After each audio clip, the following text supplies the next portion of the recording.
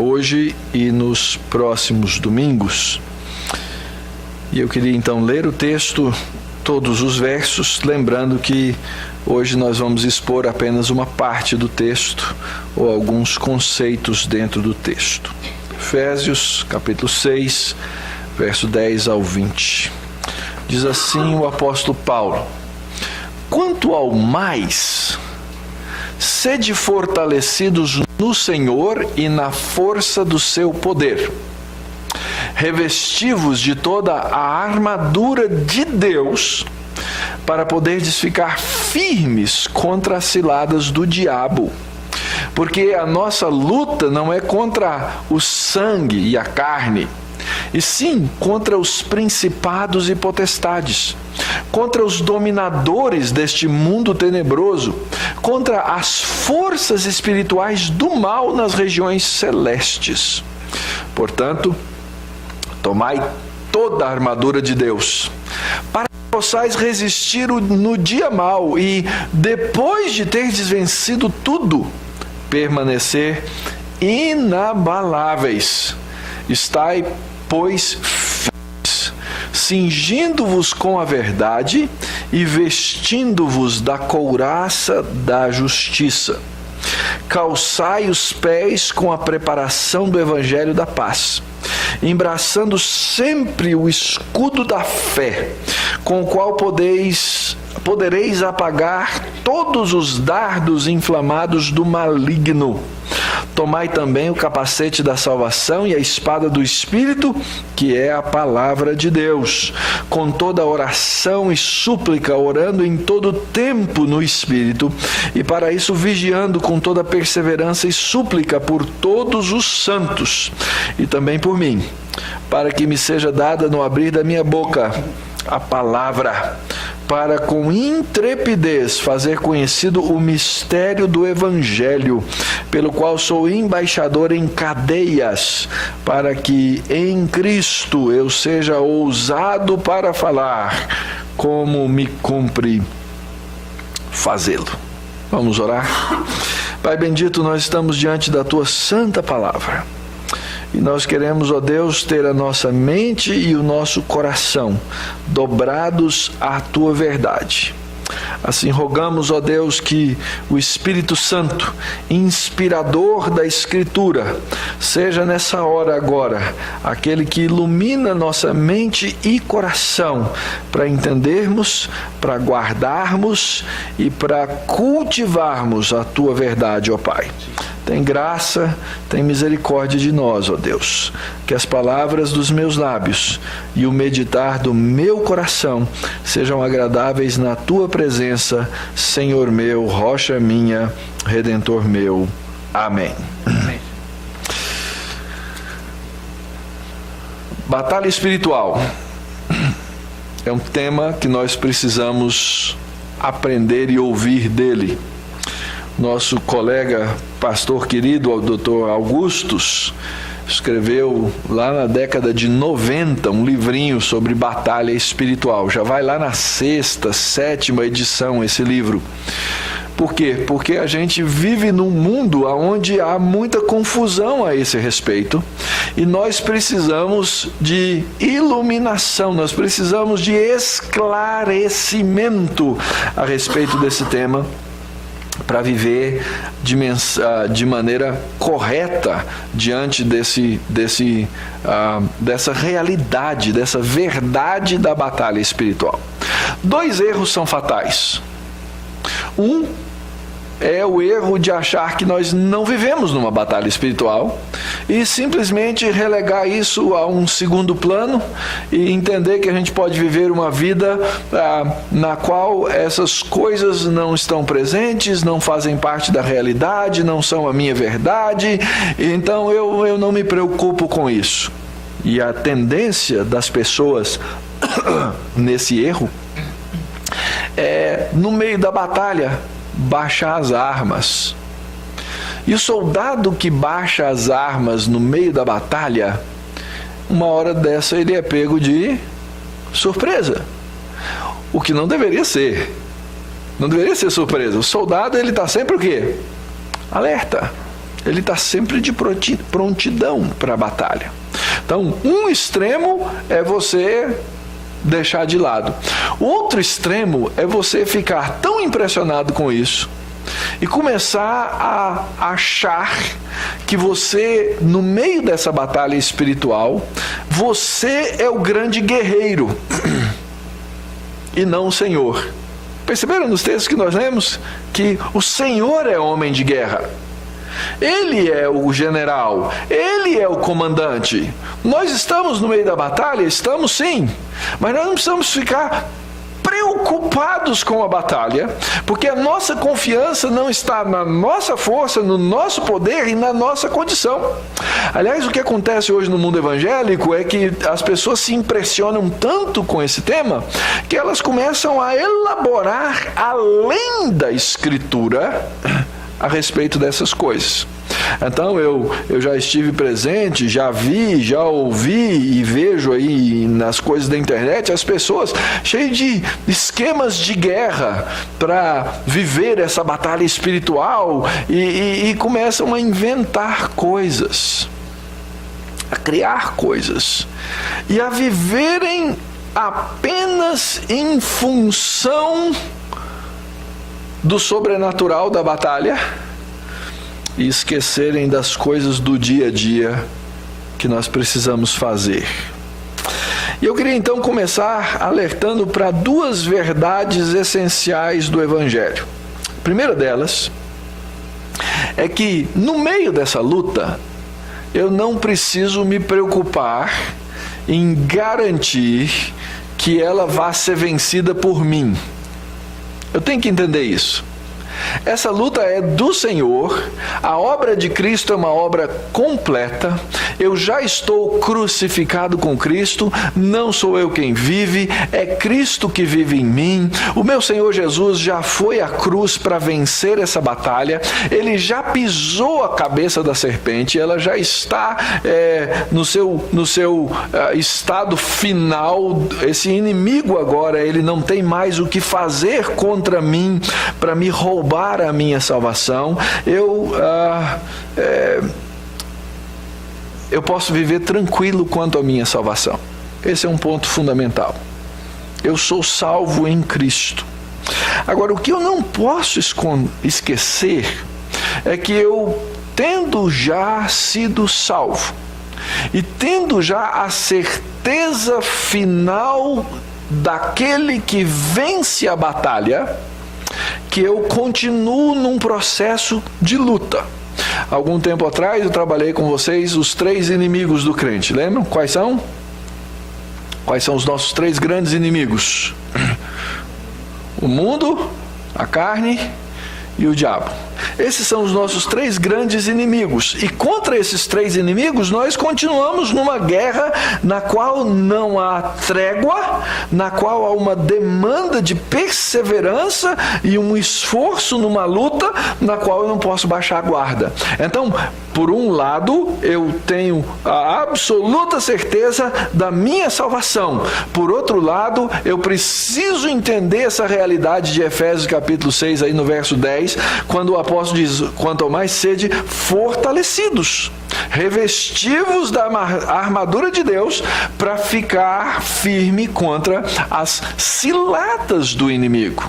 É mais ou menos aquela ideia de uma guerra que já terminou, mas o inimigo ainda não se convenceu de que ele perdeu. Então ele continua no campo de batalha tentando causar as suas últimas mortes, as últimas perdas ao seu inimigo. E ele está lá, tentando derrubar. E nós precisamos então entender essa realidade para vivermos uma vida cristã saudável. Por que Paulo usa dessas imagens? Primeiro, porque essa é uma imagem bíblica. E nós já lemos lá em Isaías que o Senhor é homem de guerra, que ele se reveste, nós vimos que ele se reveste da couraça, do capacete, e ele usa essas roupas. Nós vimos lá em Êxodo, capítulo... qual foi o capítulo mesmo? Eu já esqueci, hein? Nos primeiros versos lá de Êxodo... 20? Não, 20... 15. Em Êxodo 15, que o Senhor é homem de guerra. Então, ele sai nessa batalha e Paulo está na cidade de Roma, ele está preso e o tempo inteiro passam em volta dele quem? Soldados romanos. Então ele usa da sua imaginação, associa essa realidade que ele está vendo ali o tempo inteiro com o texto do Antigo Testamento, e ele escreve essa carta e exorta os crentes da igreja de Éfeso a não baixarem a guarda nessa luta e nessa batalha que eles devem manter, que eles devem continuar. Na carta aos Efésios, então, o apóstolo Paulo estabelece os padrões que nós devemos viver e ter. Primeiro, o padrão da vida pessoal. Capítulo 1, capítulo 2, até o verso 13, ele diz de todas as coisas que nós já recebemos em Cristo, os nossos tesouros incríveis da salvação até o selo do Espírito. E ele diz que nós já fomos abençoados com toda sorte de bênção espiritual nas regiões celestiais. Eu já recebi essas coisas, eu já ganhei. Então, agora que eu sou recebedor de todas essas coisas, eu tenho que viver naquele padrão de santidade, como crente que sou. Depois o apóstolo Paulo aplica todas essas bênçãos para a vida da comunidade cristã. Às vezes eu quero estabelecer a minha vida espiritual e crescer na minha vida espiritual, mas eu acho que posso fazer isso de maneira isolada, de maneira separada. Isso não é possível. Nós fomos criados família de Deus, nós fomos criados povo de Deus, nós somos o corpo de Cristo, e essas figuras são abundantes, né, na Escritura, exatamente para nos ensinar que nós não crescemos sem o povo de Deus. Já tentaram isso na história. Olha, vamos nos isolar.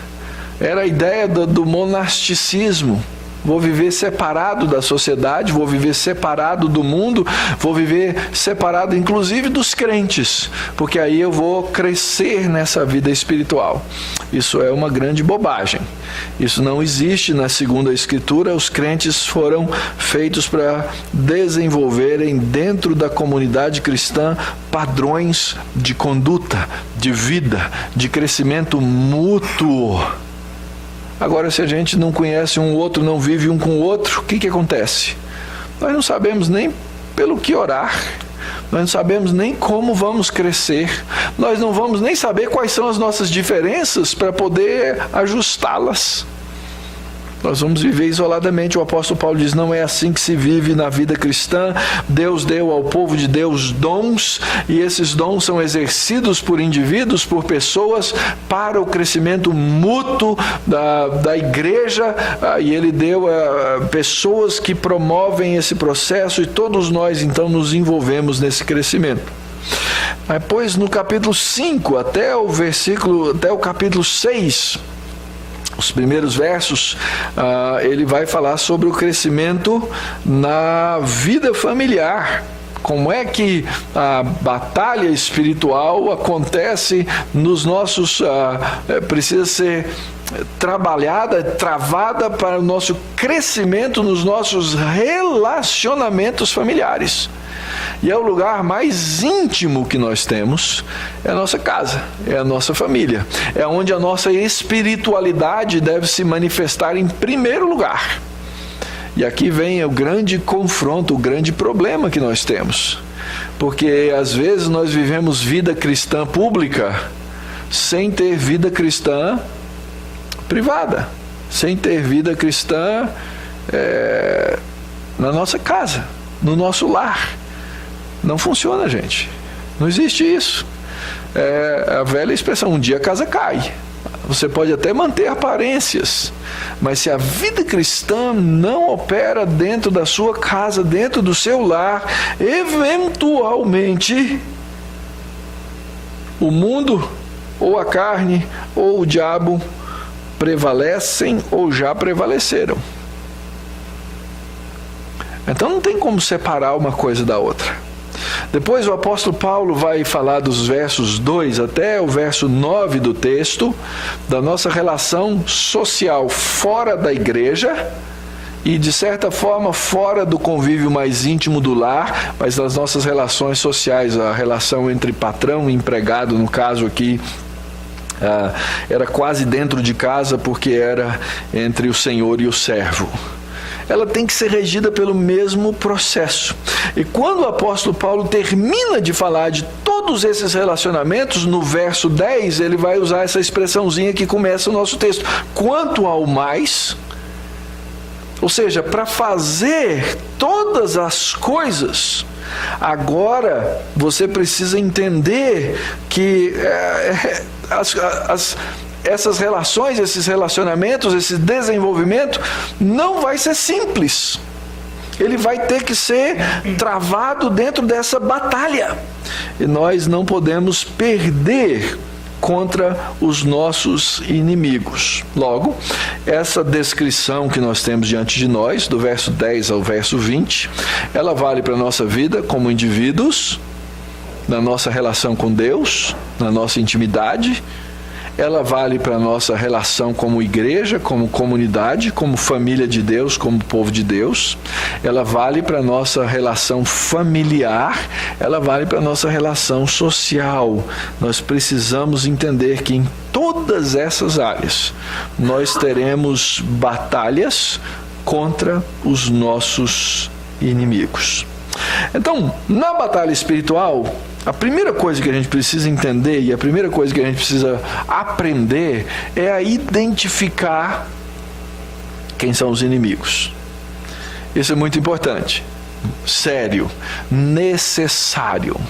Você lutar contra quem você não conhece é muito difícil, mas você lutar contra quem você sabe que é o seu inimigo, você agora tem condições de saber quais são as armas, qual é o caráter, até onde esse inimigo seria capaz de chegar na luta e assim por diante. Então, nos versos 11 e verso 12, nós temos a identificação desses inimigos. Última palavrinha do verso 11 é o diabo, que na nossa tradução aparece com letra minúscula, podia até aparecer com letra maiúscula, porque é um ser muito pessoal. E o texto diz no verso 12, a nossa luta não é contra o sangue e a carne, e sim contra principados e potestades, contra os dominadores desse mundo tenebroso, contra as forças espirituais do mal nas regiões celestes. Então, nós temos esse inimigo e nós precisamos saber quem são esses inimigos: principados, potestades, dominadores, forças espirituais e assim por diante. E aqui vem aquele perigo dos dois extremos que eu comecei falando. Tem gente que se preocupa tanto em conhecer quem são principados, quem são as potestades e etc., que vão fazer entrevista com o inimigo. Então, sim, eles vão lá conversar com demônios, bater papo com demônio, quer saber não só o nome, mas quer saber o endereço, qual a casta que ele é, qual o ranking. A gente sabe que existe aí certos ranqueamentos entre as forças espirituais. Existe o Big Boss, o chefão, que é o diabo, que é Satanás e assim por diante. Existem aqueles que são comandados por ele. Isso é o que a Escritura nos fala, isso é o que nos basta. Eu não preciso ficar avaliando cada coisinha e cada detalhe. E a gente sabe que nas religiões de obscurantismo eles têm essas categorias: quem manda em quem obedece quem fala com quem, etc. A gente sabe que existe, mas essa não deve ser a nossa preocupação e nem o nosso foco. A Escritura diz que eu já fui abençoado com toda sorte de bênção nas regiões celestiais em Cristo. Eu já fui abençoado. Eu tenho que saber quem é esse inimigo, mas ele não pode ser o motivo das minhas preocupações diárias. Aliás, se tem uma coisa que, e isso vem da pena de C.S. Lewis, se tem uma coisa que irrita o diabo é quando nós o desprezamos. E, de fato, eu não preciso ter medo do diabo. Eu posso, inclusive, fazer piada. Tem gente que não gosta de fazer piada com o diabo, mas faz com Deus. Sabe por quê? Não teme a Deus e teme ao diabo. Nós precisamos, com esse nosso inimigo, desprezá-lo. Ele é um ser real, ele existe, ele apareceu a primeira vez na Escritura lá no Jardim do Éden, na figura, na forma ou até na encarnação da serpente. Nós sabemos ao longo da história que Jesus falou a respeito desse inimigo, que o confrontou. Os apóstolos falam a respeito dele. Paulo fala, Pedro fala, João fala, Tiago, o autor de Hebreus, vai falar desse inimigo. A gente sabe que ele se opõe a Deus, que ele é perverso. Nós sabemos que ele tenta segurar o evangelho, que ele é impiedoso, que ele luta com os anjos de Deus, está lá em Judas capítulo 9, não é? Versículo 9, e que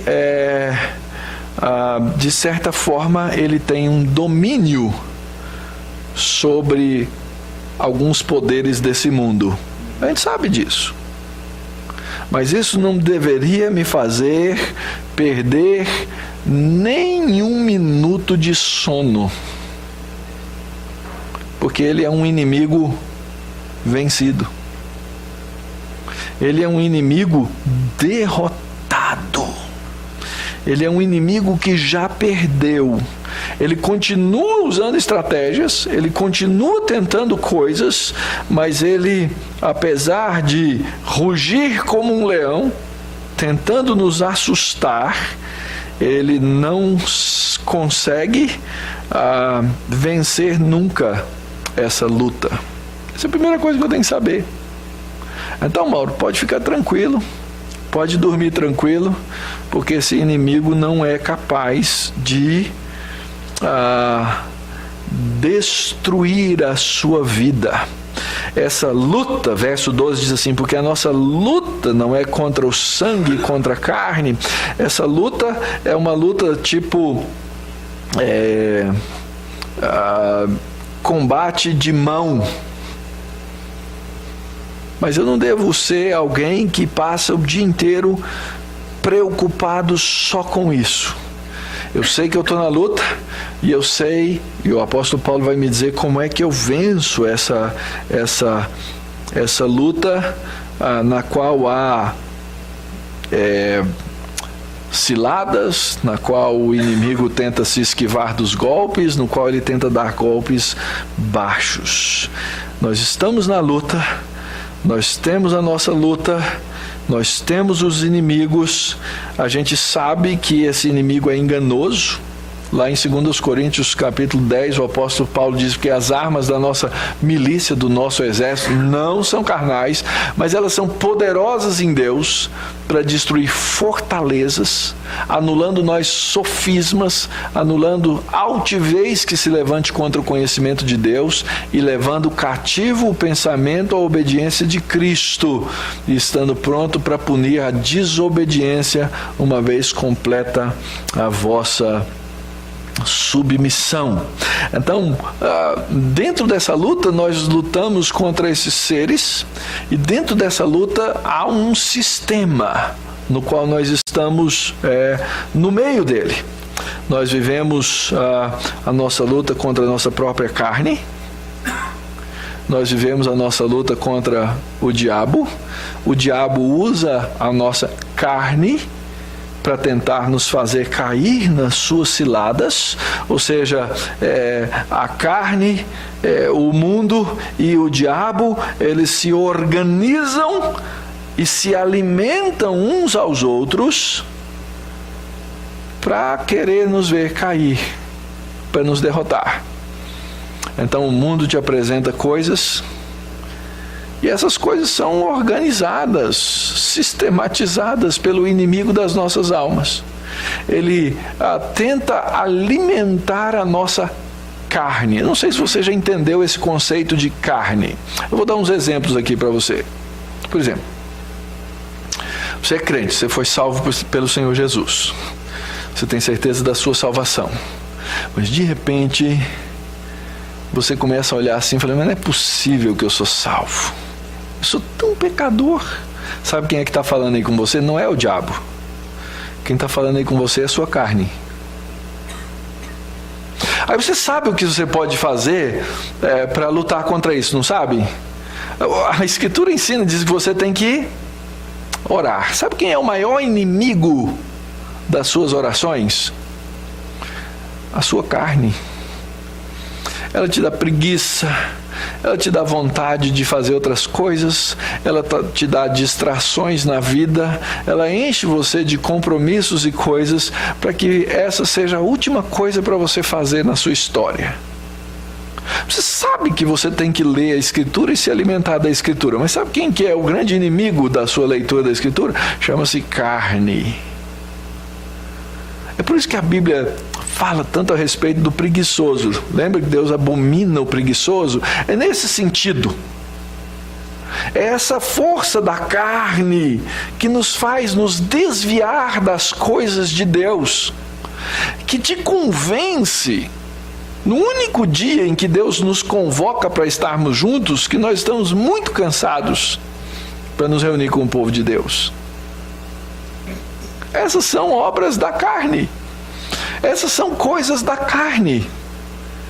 Os nossos inimigos, eles se ajuntam contra nós, tentando nos derrotar nessa constante batalha. Logo, como é que você luta essa batalha? Você luta contra as coisas da carne. Mas o mundo vai te colocar obstáculos, vai te colocar propostas, e o grande inimigo, que é o diabo, ele esquematiza essas coisas. Isso é a palavrinha que o apóstolo Paulo vai dizer aí, as ciladas do diabo. Mas, pastor, o senhor não está sendo muito simplista nessa explicação? Ela é muito simples mesmo. E nós, às vezes, gostamos de torná-la muito mais complexa, porque aí nós conseguimos dentro dela mais desculpas para não fazer as coisas que nós devemos fazer e que são simples, que é ler a Bíblia, que é orar e que é submeter o nosso coração à palavra de Deus, que é ir à reunião do povo de Deus, que é nos dobrar diante de Deus em adoração. Mas nós vivemos num mundo cheio de coisas poderosas que só podem ser superadas pelo poder de Deus. Essas fortalezas, elas são cheias de ideias e conceitos que tentam nos destruir e desviar os nossos olhos da verdade do Senhor. Por isso é que isso é chamado de um mundo tenebroso. É um mundo tenebroso porque ele opera contra Deus. A palavrinha traduzida aqui por ciladas é metodeia, métodos. Trapaça, engano pelo qual Satanás procura derrotar o crente. E a gente vê muita gente cair mesmo, queridos. Por quê? Porque se deixam envolver por ciladas. Você está aqui hoje, você é crente. Você é crente, continua vindo na igreja. Quantos crentes você conhece que deixaram de ir à igreja? Por qual razão? Porque se deixaram envolver. Às vezes, quando a gente está alerta espiritualmente, a gente vê alguém indo no caminho, você vira assim e fala, para com isso. Para com isso porque você vai se enrolar. Mas quando a gente não vive a vida comum da igreja, o que acontece? A gente vive aquela vida de agente secreto cristão. Parece, entra, sai, não se envolve com ninguém. O que acontece? Não tem ninguém para te alertar. Ninguém vai ver. Você vai cair sozinho. Ninguém vai sequer enxergar. Você sabe de exemplos de pessoas que passaram por isso. Você sabe de pessoas que, quem sabe, você mesmo alertou, fala, filho, não vai por esse caminho, não faz essas coisas, para com isso, se desliga dessas coisas, se desvencilha dessas coisas. Mas as pessoas fizeram o quê? Insistiram, continuaram e caíram. Quantas histórias tristes nós vemos de pessoas que pareciam andar bem e de repente foram literalmente seduzidas. Por quê? Porque os crentes deixaram de estar alertas e de vigiar, como diz Pedro na sua primeira carta. Estejam alertas, vigiem. O diabo, o inimigo de vocês, anda ao redor como um leão, rugindo, procurando a quem possa devorar. Resistam-lhe, permanecendo firmes na fé, sabendo que os irmãos que vocês têm em todo mundo estão passando pelos mesmos sofrimentos. O apóstolo estava dizendo àquela igreja, que era uma igreja da dispersão, não desanimem, vocês não são os únicos nessa luta, tem mais gente passando pelas mesmas coisas. Parem aí de pensar, porque isso é cilada do diabo. Deus não gosta de mim porque deixou passar por essas coisas. Já passou isso na sua cabeça? Já bateu o dedão assim na beira de um móvel e perguntou assim, o que eu fiz, Deus, para o Senhor deixar acontecer isso comigo? Isso é cilada do diabo, irmão. Isso é cilada do diabo. Você acha que Deus está te punindo? Você não sabe por quê? Devia saber porque pecamos, né? Aquela velha história. Eu não sei, mas Deus sabe. Mas a gente acha que a gente vive dessa maneira. Essas são ciladas do inimigo das nossas almas. Da nossa alma. E isso acontece no meio da igreja. Essas ciladas acontecem, às vezes, um crente sendo usado por Satanás. E aqui eu queria deixar um esclarecimento. Satanás, ele não, se você é crente, salvo, ele não consegue entrar na sua cabeça, ele não consegue ler os seus pensamentos, e ele nem consegue de maneira direta colocar nada lá dentro da sua cabeça. Se você pertence a Jesus Cristo, esqueça. Mas ele é um psicólogo milenar. Ele conhece o seu sorriso, ele conhece o seu olhar e ele sabe das suas inclinações. Então, de dentro ele não consegue, mas de fora ele consegue te manipular. Estejam alertas e vigiem. Estejam alertas e vigiem.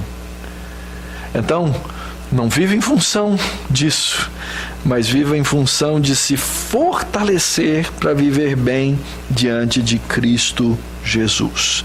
Porque nós vivemos num mundo tenebroso e o diabo é cheio de sutilezas.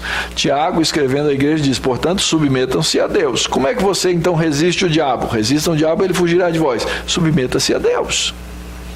A minha vida não deve ser em função de Satanás, mas a minha vida deve ser em função de submeter-me a Deus. E aí, se eu me submeter a Deus, eu vou resistir ao diabo e ele vai fugir. É assim que funciona.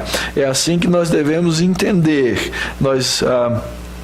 Nós somos de Cristo, pertencemos a Cristo. João diz lá na sua primeira epístola, capítulo 5, sabemos que todo aquele que é nascido de Deus não está no pecado, aquele que nasceu de Deus, Deus o protege e o maligno não o atinge. Ele não me toca, mas ele fica em volta. E ele muitas vezes, queridos, fica em volta da nossa casa, fica em volta da nossa família. Porque ele sabe que o primeiro lugar para nos atingir é atingir a nossa família, é atingir a nossa casa. Então essa armadura, ela deve ser colocada em cada um de nós. A armadura pertence a Deus, ela deve ser colocada em cada um de nós e ela deve ser colocada na nossa família, nos nossos relacionamentos. Qual a primeira maneira de Deus destruir, por exemplo, o ministério de um pastor? Ele só destruiu o relacionamento dele com a esposa dele. Está resolvido. Mas o diabo é tão sutil, que hoje se tornou até normal pastores com as suas famílias, seu casamento destruído, e eles continuam no quê? No ministério. É impressionante, cada vez mais isso prolifera no meio evangélico e infelizmente na nossa denominação. Normal, tranquilo. Não deu certo com essa, fique com outra, começa de novo. Deus é bom, a graça. Isso é armadilha de Satanás. Por quê? Homens não se submeteram a Deus, não resistiram ao diabo e se encaminharam por outros caminhos.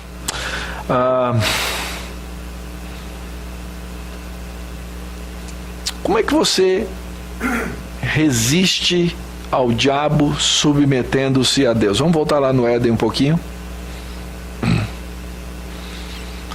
O que é que Satanás usou para convencer Eva de que valia a pena pecar? Usou seus sentidos, mas começou pela sua ideia, não foi? Ele disse assim: Deus falou isso. Ela disse: Deus falou. E qual foi a cilada do diabo? Qual foi a isca dele? Nada. Se você comer do fruto da árvore do conhecimento do bem e do mal, você vai ser igual a Deus. Começa na mente. E aí então o que a mulher faz? Ela olha, e o relato da escritura diz: e vendo ela que o fruto era o quê? Desejável para se comer e para dar entendimento. Ela foi, tomou, comeu e deu ao marido. É assim que o diabo age. Como é que você se submete a Deus? Pensa lá nesse episódio. Primeira coisa que Eva devia ter dito para Satanás ou para a serpente: mentirosa. Você está mentindo. A palavra de Deus é a verdade e isso não é a palavra de Deus. Logo o que você está dizendo é mentira. Aplica isso, querido, na sua vida. Aplica isso na sua vida. O mundo, pelos esquemas de Satanás, vai passar o tempo inteiro dizendo: olha, tem uma coisa melhor para você. Tem uma coisa melhor para você. Tem um jeito mais fácil, um caminho, um atalho para você obter riquezas. Tem uma mulher melhor do que a sua. Tem um marido melhor do que o seu. Tem um lugar melhor. Então, essas mentiras Satanás vai ficar dizendo na sua cabeça. por meio das coisas em volta, porque ele não é capaz de chegar lá. Mas por meio das coisas em volta, ele vai te anunciar essas coisas. E a primeira coisa que o crente tem que dizer, então, como é que ele se submete a Deus? É mentira. Porque o que não procede de Deus é mentira. E é interessante, o diabo não é bobo. Ele é esperto. Ele é sutil. Sabe quantas vezes a voz do diabo aparece na Bíblia inteirinha? 3 vezes. 3 vezes somente. No Éden, no livro de Jó e na tentação de Jesus. Mas nenhuma vez. Ele é caladão. Ele é caladão. Agora as pessoas são tão tolas que elas acham que podem ficar conversando com o capeta, não é? Fazem entrevista, dão microfone para ele, perguntam nome, endereço, dá bobagem. Cuidado, queridos. Nós precisamos aprender a resistir ao diabo e às suas sutilezas. Ele sabe não ser explícito. E ele odeia uma coisa, que ele sabe que é o caminho da nossa destruição: a família. Ele odeia a família. Eu acho muito interessante, eu demorei para entender esse texto do apóstolo Paulo, mas o nosso tempo hoje nos ajuda a entender melhor. Olha só, 1 Timóteo 4, de 1 a 5. Ora, o Espírito afirma expressamente que nos últimos tempos alguns vão apostatar, vão abandonar a fé, por obedecerem a espíritos enganadores e a ensino de demônios. E aí o apóstolo Paulo vai dizer o que são os espíritos enganadores e quais são os ensinos dos demônios.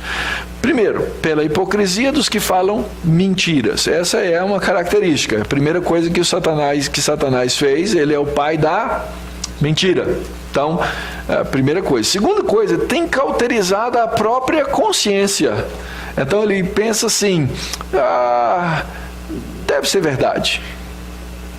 Eles se convencem da mentira como se fosse verdade. A consciência não, eu faço isso tranquilamente. Eu li essa semana um relato de um dos pais da liberação do aborto ao redor do mundo. Ele fez mais de 5.000 abortos pessoalmente e coordenou mais de 80.000 abortos. Um homem. Não, eu fazia com alegria, ele diz. Eu achava que eu estava salvando o mundo.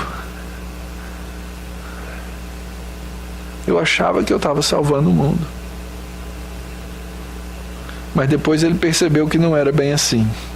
Mas os homens têm a consciência cauterizada. A terceira coisa que eles fazem qual é?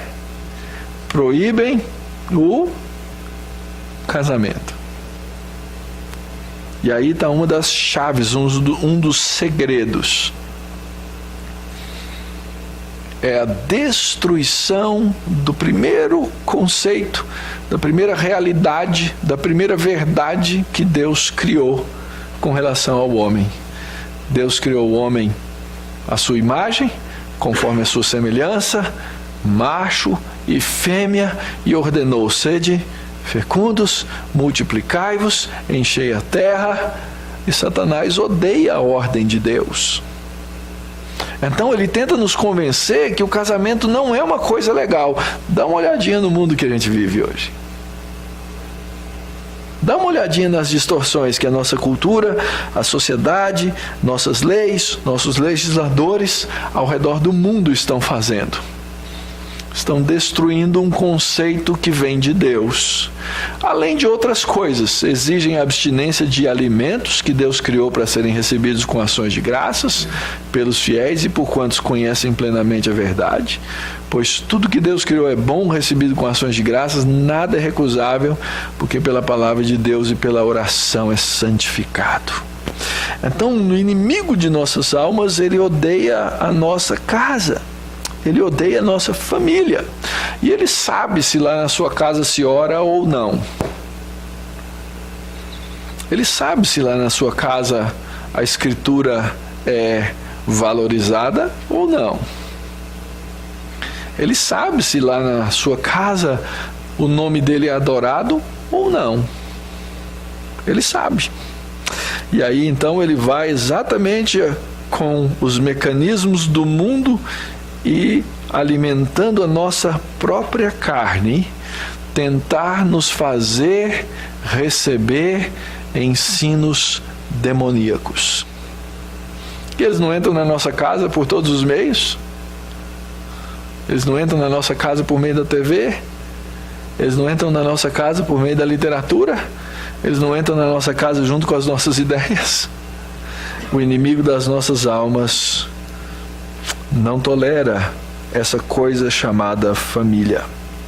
Como é que a gente pode estar prontos? O apóstolo Paulo começa o texto dizendo: quanto ao mais, sede fortalecidos no Senhor e na força do seu poder. Não é confiar em você, mas é confiar em Deus. O problema dos nossos pais no Jardim do Éden é que eles foram convencidos pelo inimigo das nossas almas de que eles poderiam confiar neles mesmos. Neles mesmos. Então o grande segredo começa em confiar no Senhor e na força do poder do Senhor. Paulo não está sugerindo aqui que eu peça mais poder a Deus, que eu peça algo adicional além da obra de Cristo. Mas que eu, como cristão, tendo recebido todas as coisas, deseje mais as coisas de Cristo. Nós vamos cantar um hino aqui no final. Diz assim: mais de Cristo eu quero ter. Não é mais da obra de Cristo, mas é a minha fé aumentada na obra de Cristo. Quando um crente percebe o poder de Deus na vida de Cristo, na ressurreição de Cristo, esse cristão para de temer as circunstâncias do mundo. Ele começa a entender Romanos 8. Quem é que vai ser contra mim? Por que eu vou ter medo? Vou ter medo do quê? Se Deus é por mim. E se existe uma coisa que é obra da carne, chama-se medo. Satanás opera ao nosso redor. Lembra da ideia de rugir como leão? O leão, ele não pode me tocar, ele não pode me morder, mas ele ruge para me dar o quê? Medo, para me fazer desconfiar. Eu já recomendei para vocês lerem O Peregrino. Num dos campos que o peregrino precisa passar, ele tem uma estrada, ele tem um caminho, e ele fica ouvindo o rugido dos leões. Ele fica com medo de passar. Ele fala: os leões vão me comer. O orientador dele lá diz assim: não teme, vai pelo caminho, porque no caminho os leões estão presos, eles não chegam lá. Mas você tem que ter coragem de ir. Você não pode ter medo. Quem é que vai ser contra mim se eu sou cristão? Se eu sou crente? Quem é que vai me destruir? Lembra lá do apóstolo Paulo nesse capítulo? O que vai me destruir? Vai ser morte? Vida? Vai ser o diabo? Serão as circunstâncias? Nada, nada, nada, absolutamente nada. Finalmente, quanto ao mais, para viver bem na sua casa, para viver bem na igreja, para ter uma vida espiritual sadia diante de Deus, seja fortalecido no Senhor e na força do seu poder. É a realidade fundamental da vida do crente, viver do poder de Deus. Então não ore a Deus dizendo assim: Deus, me dá mais poder. Mas ore dizendo: Deus, me permita viver plenamente, sendo obediente ao Senhor, viver do poder do Senhor. Viver do poder do Senhor. Eu tenho que fazer isso, a minha casa tem que fazer isso, a minha igreja tem que fazer isso. Nós precisamos fazer essas coisas todas juntas. E acontece uma coisa com o crente. A gente, ao longo da história, a gente se enfraquece. Lembra de Timóteo? Já era pastor. Qual igreja, lembra? Igreja de Éfeso. Ele era pastor lá. Anos pastoreando aquela igreja, e ele estava se tornando um homem temeroso e tímido. O apóstolo Paulo escreve a Timóteo e diz assim: reavives o dom que há em ti. Vai lá no meio do braseiro para você viver com o fogo do braseiro, senão você vai apagar. O crente é assim. O crente, ele vive no meio da igreja, porque é na igreja que Deus alimenta essas brasas, para que nós tenhamos coragem, para que nós tenhamos continuidade, sendo fortalecidos. O poder é de Deus, a obra é de Deus, Pai, Filho e Espírito Santo. O fundamento é deles. Agora nós sabemos essa realidade e nós vivemos nessa força. Qualquer outra fonte de segurança é falsa. Seu emprego, seu salário, seu seguro, suas economias, tudo é falso. Tudo pode ser roubado, tudo pode ser tomado de você, tudo pode ser levado pelo ladrão, pode ser corrompido e corroído pela traça e pela ferrugem. Mas a minha força tem que vir do Senhor. Essa força é eficaz. Lá no comecinho da carta aos Efésios, Paulo fala a respeito da grandeza do poder para com aqueles que creem, segundo a eficácia da força do seu poder. Nós temos que crer que Deus quer o melhor para nós. Nosso grande problema, queridos, é que nós queremos crer em promessas que Deus não nos deu. E viver de coisas que nós não temos nenhuma garantia que vamos viver dela. Hoje as igrejas fazem isso. Olha, Deus te prometeu casa nova, emprego novo e assim por diante. Tem uns aí que, inclusive, Deus prometeu uma mulher nova, um marido novo e etc. Larga do antigo e assim por diante. Deus não prometeu nenhuma coisa dessa específica. É por isso que nós vamos atrás dessas coisas na nossa vida, confiando na força do poder de Deus, na eficácia. Ele vai me suprir naquilo que eu preciso. Ser fortalecido é lembrar que essa força de Deus é que nos encoraja no dia a dia. Não tem jeito de continuar na batalha sem conhecer essa verdade plenamente. Eu tenho que estar convencido, confiante nessas coisas que eu recebi a promessa de fato. E isso tem que funcionar para mim, isso tem que funcionar para a minha casa. Eu não sei como é que você faz essas coisas, mas eu quero dizer que você precisa aprender a lutar essa batalha espiritual dentro da sua casa. Fazer da sua casa um lugar onde a luz de Cristo brilhe. E isso não é por obras da carne. Isso não é pelos mecanismos da carne. Mas isso é através dessa batalha espiritual, na qual nós entramos com oração, com a Escritura, e no futuro nós vamos ver essa armadura de Deus que o crente precisa vestir. Você precisa lembrar que o homem de guerra é Deus. Esse primeiro texto nós já lemos, era capítulo 15 mesmo, né? De Êxodo. O Senhor é homem de guerra. Aqui em Isaías 42, o texto diz assim: deem honra ao Senhor, anunciem a sua glória nas terras do mar. O Senhor sairá como um valente, despertará o seu zelo como homem de guerra, clamará, lançará forte grito de guerra e mostrará a sua força contra os seus inimigos. Confie nisso. Dobre-se diante disso e saiba que o Senhor vai vencer essa batalha. Ele veste a couraça da justiça, ele coloca na cabeça o capacete da salvação. Está vendo que o apóstolo Paulo, ele não estava inventando nada. Ele estava usando textos do Antigo Testamento para falar da nossa batalha espiritual. Um homem trajado para a guerra, destemido e pronto para a batalha. Nossas armas não são carnais, queridos, por uma razão simples. Porque os nossos inimigos não são os inimigos carnais. Nós temos aí uma história na vida de Davi que é uma história de vitória. Davi disse ao filisteu: tu vens contra mim com espada, lança e com escudo.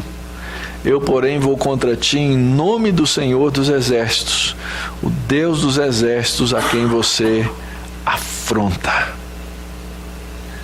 E quando o Senhor Jesus foi tentado no deserto, nós vamos estudar isso mais adiante um pouquinho, próxima exposição, ele responde às ciladas de Satanás com o quê?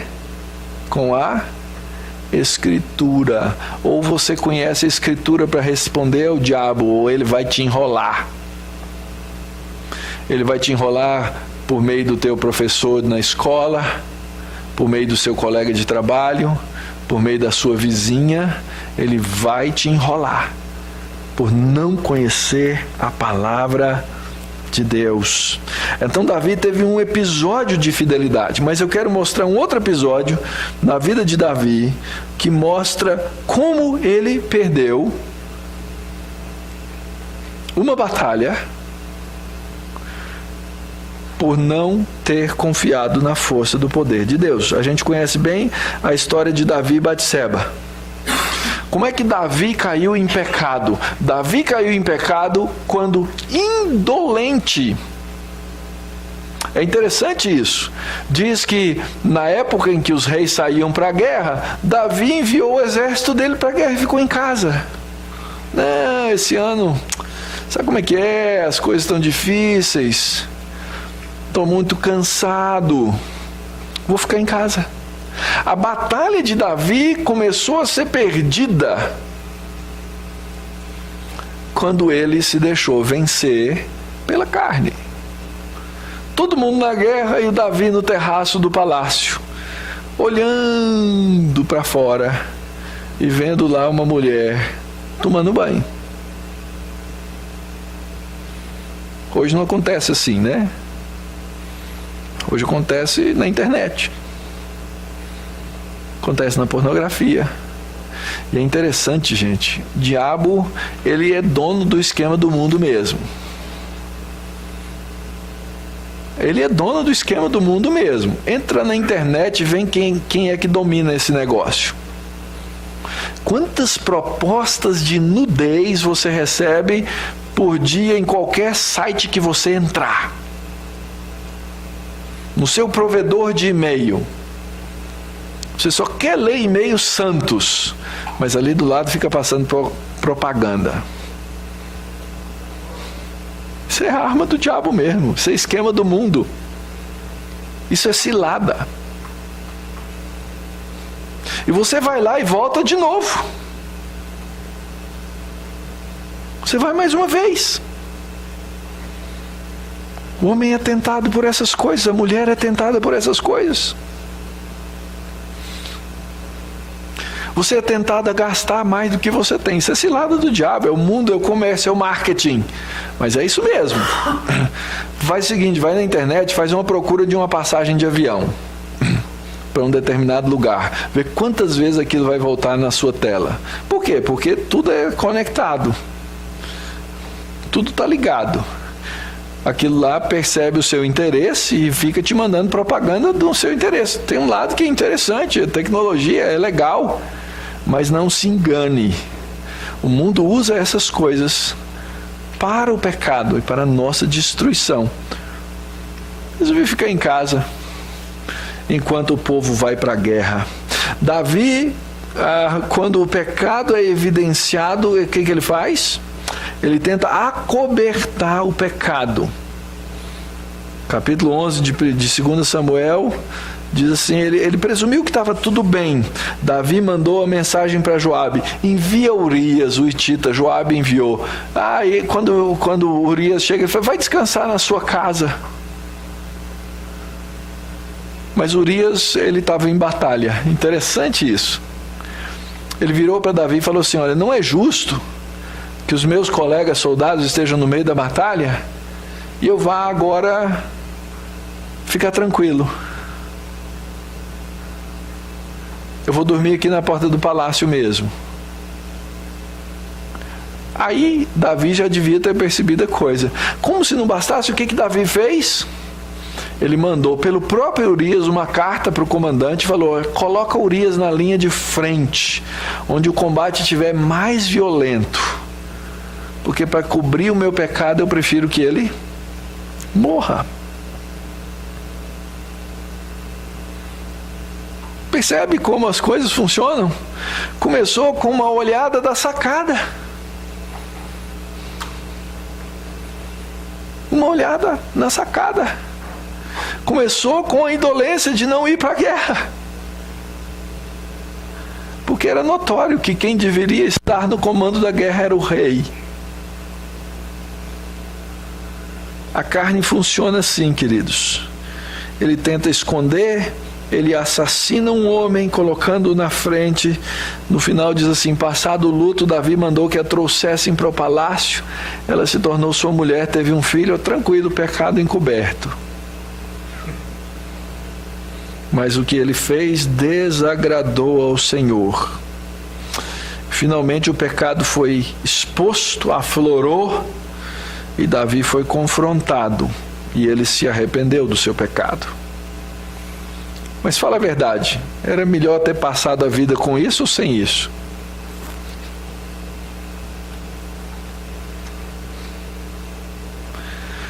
Às vezes nós apostamos nessas coisas, queridos, e os resultados são difíceis. Quais são os resultados que a gente espera? O apóstolo Paulo diz assim: vocês devem permanecer na luta. Permanecer, não esmorecer, não cair, não fraquejar. No final ele diz assim: para resistir o dia mau, pôneros. É interessante, essa palavrinha mal, maligno, ela é usada somente associada à pessoa de Satanás. Ele é o maligno, vencer o maligno no dia mau. Vencer a batalha.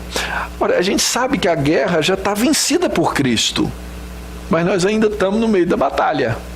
E o inimigo vai tentar infligir problemas à nossa vida. Mas no final das contas, não basta só vencer a batalha, porque a batalha está vencida. O texto diz que eu tenho que permanecer inabalável. Inabalável. Mas quando o inimigo vem contra a gente, dá um medo, fala a verdade. Dá um medo. E às vezes a gente fica profundamente abalado pelo inimigo. Eu sempre me lembro aqui de Elias e do seu auxiliar, que estava na estrada e vinha um grande exército. E o menino corre para casa e fala assim: profeta, sai para ver.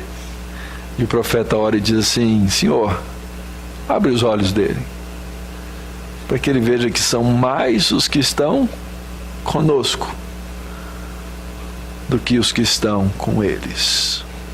Sede fortalecidos na força do seu poder. É termos uma fé que não é abalada pelas circunstâncias. Porque a força não é nossa, é do Senhor. Termino então perguntando, querido, como é que vai a sua luta? Como é que anda a sua luta? Você tem que saber quem são os seus inimigos. E é interessante que o esquema está montado, são os 3 inimigos. Mas a maneira como você, pessoalmente, individualmente, vai ser afetado, varia entre nós. Você tem que saber quem são os inimigos. Quais são os pecados que te afetam? Quais são as crenças erradas que você tem com relação ao mundo? pode ter certeza, se você não estiver profundamente instruído pela palavra de Deus, vai ter coisa que você vai acreditar errado, e esse vai ser o lugar que Satanás vai usar como brecha para afetar a sua vida. Falsos ensinamentos.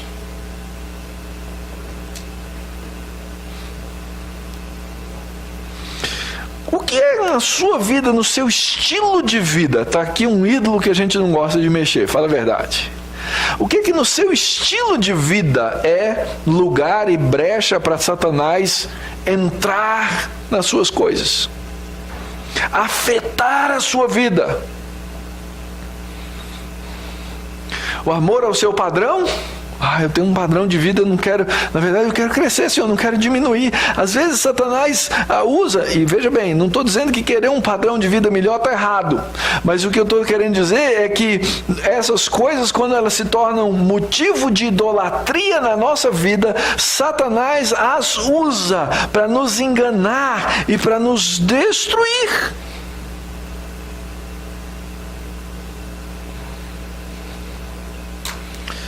Satanás gosta de usar do esquema da dúvida.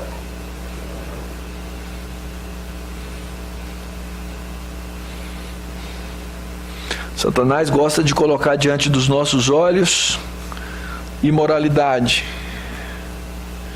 carnalidade, orgulho, autoconfiança, indulgência, satisfação do coração. Eu queria tanto, ia ser tão bom. Ele usa esses mecanismos para nos destruir. Às vezes ele usa coisas de fora. Ele usa políticas, ele usa governos,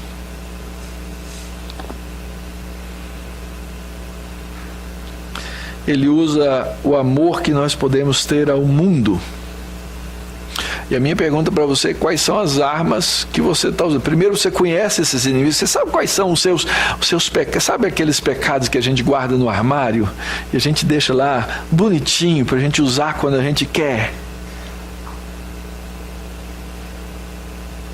O pecado do orgulho, eu deixo lá guardadinho. Na hora que eu estou precisando, eu vou lá e tiro o orgulho e coloco ele de fora e deixo ele transparecer, porque isso faz com que as pessoas me vejam diferente, me vejam maior, me vejam superior aos outros. São muitos os pecados, você tem que saber quais são os pecados que te afetam. E você tem que orar a respeito deles. E você tem que dizer assim: Senhor, essas coisas têm que estar debaixo da força do teu poder. Use dos meios de graça, querido.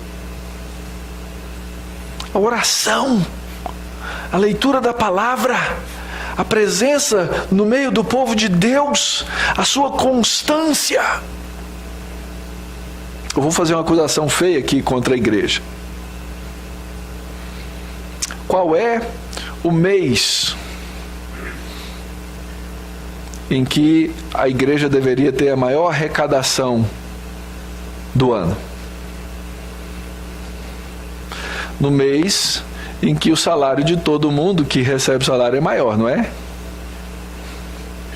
Afinal de contas, no fim do ano a gente recebe o salário e recebe o glorioso 13º.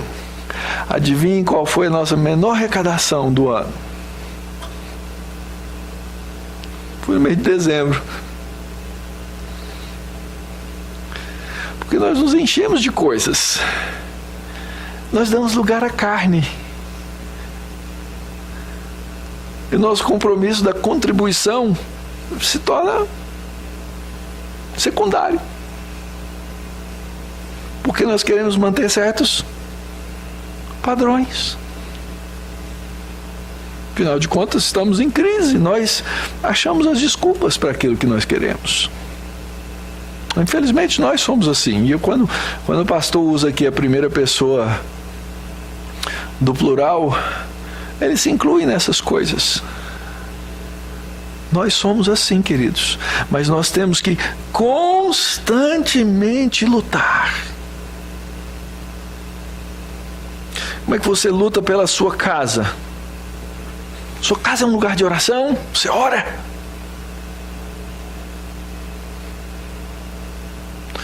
Minha tendência pessoal é assim.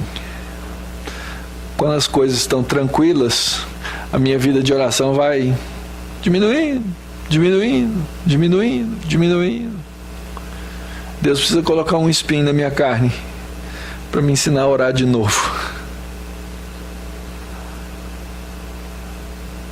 Deus precisa colocar alguma coisa no meu caminho para me fazer voltar na escola da oração. A gente, puxa, minha vida espiritual agora, estou orando, porque eu estou com um problema. Não devia ser assim. Mas a carne nos empurra a essas coisas. Satanás as usa. E o mundo nos dá todo o ambiente para fazer cada uma delas. Então, queridos, quanto mais sede fortalecidos no Senhor e na força do seu poder.